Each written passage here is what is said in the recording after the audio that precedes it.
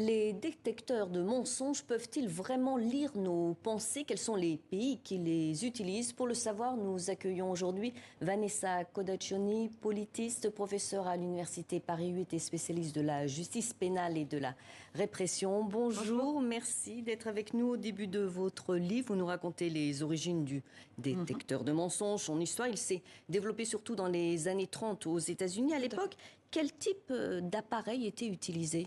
À l'époque, c'était vraiment le polygraphe tel qu'on le voit dans les séries ou dans les films américains. C'est ça, c'est vraiment l'image que l'on voit. Donc, des capteurs qui vont être mis sur le corps et qui vont mesurer le rythme cardiaque, la transpiration, la respiration.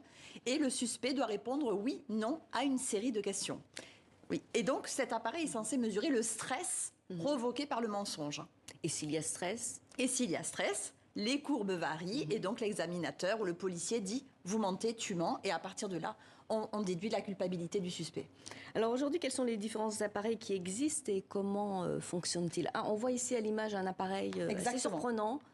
C'est ça, c'est oui, non, c'est le fameux détecteur de mensonges qui demande des réponses binaires, mais aujourd'hui on est vraiment très loin de ça. Il y a toujours le polygraphe bien sûr, mais il y a d'autres appareils qui sont beaucoup plus inventifs, si je peux dire. Vous avez par exemple aujourd'hui des détecteurs de mensonges neuroscientifiques, c'est-à-dire où on va essayer en posant des électrodes sur la tête du suspect ou d'une suspecte de vérifier si la personne a des souvenirs du crime ou du délit qu'elle a commis.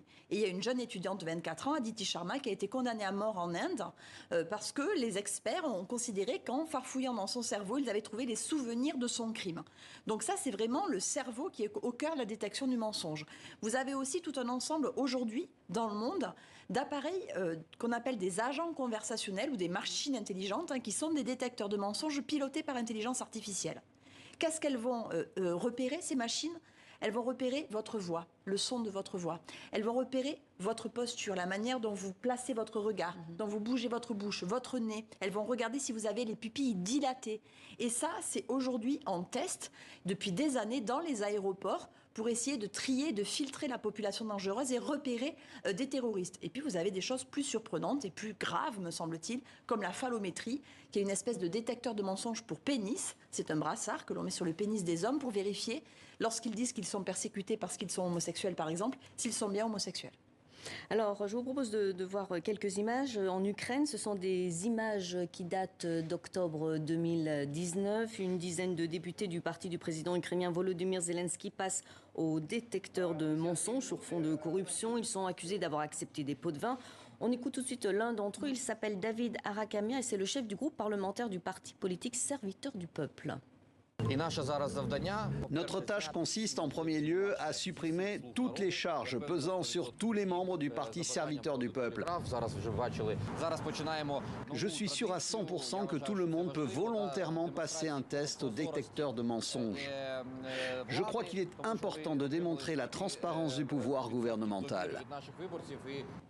Ces appareils sont donc aussi utilisés par des gouvernements pour prouver leur innocence. Faut-il s'en inquiéter? Quelles peuvent être les dérives? Alors les dérives, elles sont nombreuses. C'est-à-dire qu'on sait qu'en Europe de l'Est, je le dis, il y a un usage des détecteurs de mensonges contre les hommes politiques. Par exemple, en Roumanie, des hommes politiques accusés de corruption sont passés au détecteur de mensonges par les juges. Donc les dérives, c'est que le détecteur de mensonges ne marche pas. Ça ne marche pas, ça ne prouve absolument pas la culpabilité de quelqu'un, ça ne prouve même pas que quelqu'un ment, mais en revanche, les gens y croient. C'est-à-dire qu'il y a une croyance populaire en l'efficacité du détecteur de mensonges. Donc quelqu'un qui veut prouver son innocence peut tout à fait passer un détecteur de mensonges, le déjouer et dire, voyez, je dis la vérité. Et donc, il y a une réappropriation de ces instruments par les hommes politiques, mais aussi parfois par des suspects qui disent, je suis innocent, je vais passer au détecteur de mensonges. Et qui demandent... à passer au détecteur de mensonges pour montrer qu'ils disent vrai. Or, je le répète, le détecteur de mensonges ne marche pas.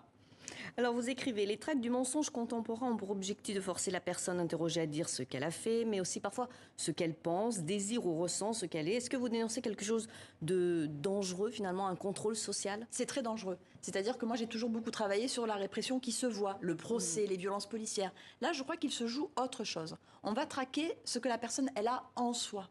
Ses pensées, ses émotions, ses expressions, ses souvenirs, comme je vous le disais tout à l'heure avec ces détecteurs de mensonges qui vont aller dans le cerveau. On va essayer de repérer ce que la personne désire, ce qu'elle essaie de cacher vraiment, son mode de vie, C'est le cas, par exemple, de la CAF qui développe aujourd'hui des détecteurs de mensonges par algorithme artificiel pour savoir si vous n'êtes pas des assistés, si vous n'êtes pas des faux allocataires, etc. Et donc, il y a quelque chose qui instaure de la suspicion généralisée, et notamment par le développement de l'intelligence artificielle. Une soixantaine de pays ont recours au polygraphe et le pays européen qui l'utilise le plus est la Belgique, dont le Parlement lui a donné en 2020 un cadre légal. Oui. Pour quel genre d'affaires? C'est pour des affaires extrêmement graves, donc des affaires pour lesquelles il n'y a pas d'autres preuves, ou en tout cas les preuves sont difficilement récoltables. Et en réalité aujourd'hui, la Belgique, elle teste environ 400 à 500 personnes par an, notamment pour des faits de terrorisme.